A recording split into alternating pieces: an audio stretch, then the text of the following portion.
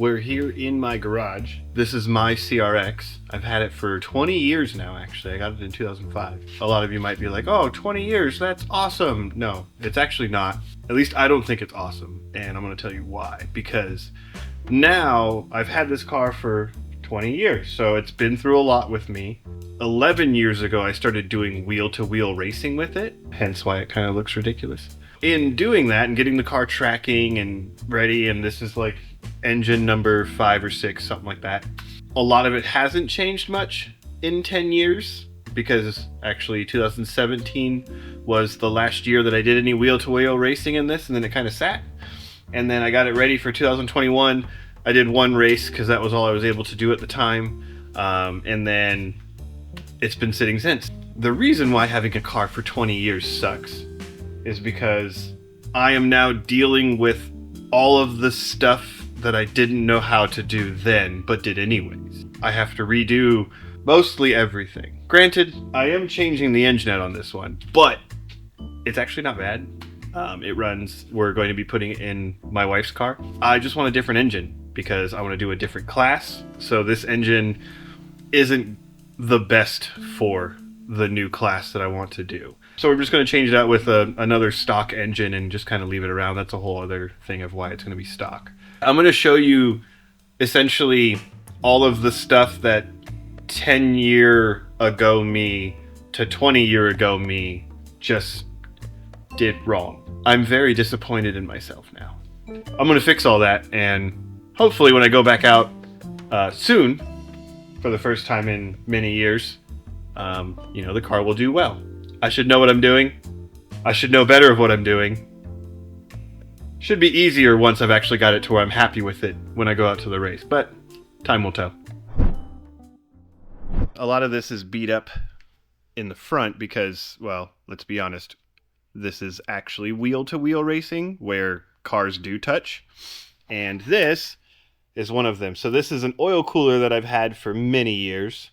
Actually, I think I got it in 2012, and it's dented here. This is all dented up here.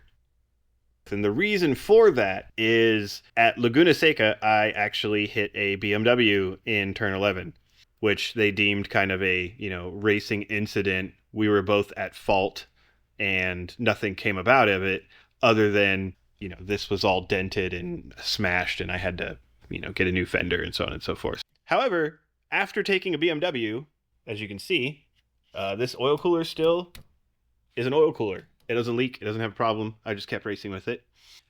As for the reason why the wiring is there, that was back when I was young and dumb and I wanted to do a tucked harness. And I left out wires. Like I had an alternator wire that I forgot about and it was just coming over the top here. The starter wire was just, thrown about. All of the sensor wires I forgot to put in there. So that was just ugly. So I'm going to redo that. I'm going to redo the intake because it's down here.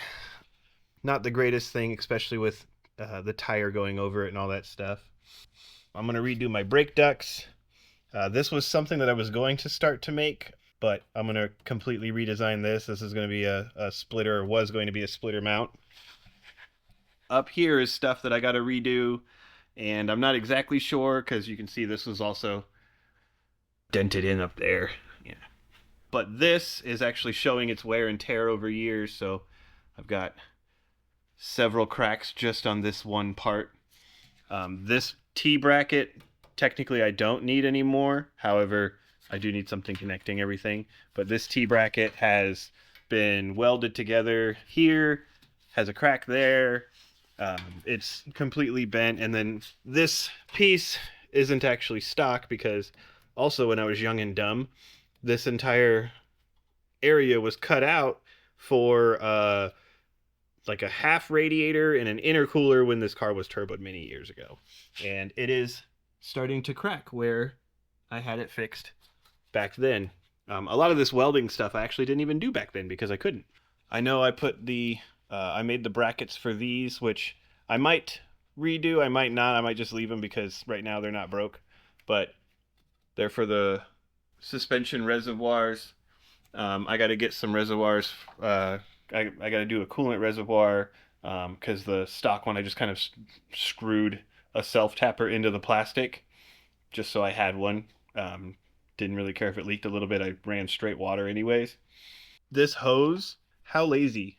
I could have just easily trimmed this and gotten it further in, but no. I also didn't do a alternator relocation because I did have one and it broke, like all of the alternator relocations that I've ever seen. So I just put it back in the stock area and cut everything. This radiator has seen better days, so I'm gonna throw this thing away. Actually, I want to say, yeah, up there is, in that hole is the JB Weld. I want to say there's another JB Weld thing over here where I was at the track and it started leaking, so I just put more JB Weld on it. You could say I have my work cut out for me, but I really only have myself to blame. This is just where we're starting from. The first thing I'm going to do is take care of the wiring, because that's going to be the most annoying thing to deal with. I don't know if you've ever done wiring or this extent of wiring where you kind of design your own wire harness, but it's not fun. We'll get this out of the way, and then the rest of it, quote unquote, should be easier.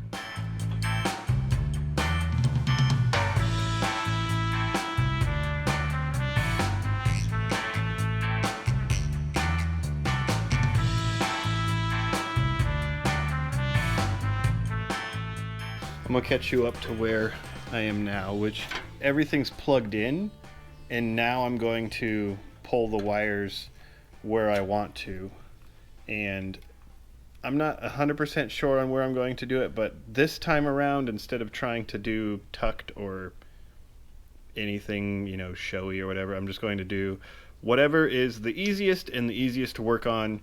That way, if anything happens, I could just get to it and I don't have to worry about it being routed some stupid way.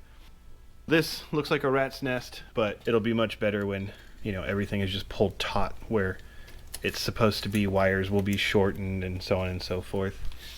I was spraying soapy water over everything because if you've ever taken apart a wiring harness that has been together for many years, it's really gooey and kind of nasty to touch and all that other stuff. Cleaning that off makes it a lot easier to take care of everything. And remember I was saying that I forgot some stuff, so this was one thing that I forgot to put in the wiring, which is my O2 sensor wires. And actually I don't think it was hooked up because I want to say, because I was rushing through stuff and whatever, it one of the wires melted for the O2 sensor, not the car side wires, but the sensor side wires, and the car still ran well while I floored it, so kept racing and didn't really change anything. I have this one for fancy gauge up here, this one for cluster gauge, and then this one for computer gauge, which, come to think of it, I'm actually going to probably get rid of this one because I'm going to put a different cluster in this. Next step is just taping off these so that it's in the orientation that I want it, and then I can grab some loom.